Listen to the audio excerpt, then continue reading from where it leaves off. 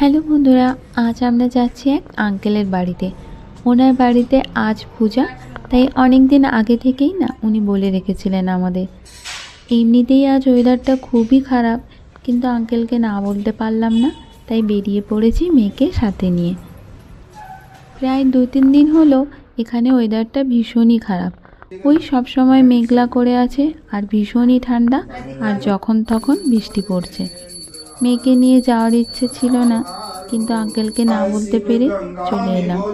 আর এখানে এসে কিন্তু আমাদের খুবই ভালো লাগছিল, কারণ অনেক দিন পরে এরকম একটা পুজোর পরিবেশ পেয়েছিলাম। পুজোর কিছু মুহূর্তের ছবি আমি ক্যামেরায় তুলে রেখেছিলাম, এখন সেই সমস্ত ছবিগুলোই আপনাদের সাথে শেয়ার করছি।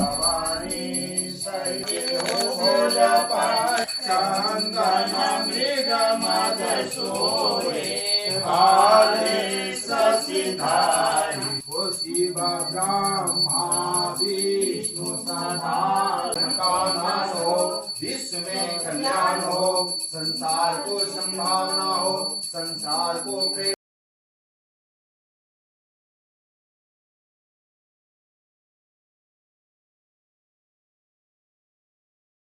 পুজো এখানে শেষ, আর তারপর সবাই একে একে প্রণাম করছিল।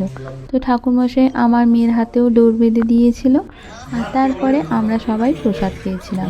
প্রসাদে অনেক কিছুই ছিল এখানে। তো খাওয়া দাওয়ার পরে আমরা বেরিয়ে পড়েছি এখন বাড়ির উদ্দেশ্যে। আর আসার সময় অনেকটাই দেরি হয়ে গেছিলো, কারণ এমনিই বৃষ্টি হচ্ছিল, তারপরে খুবই ছিল ট্রাফিক জ্যাম।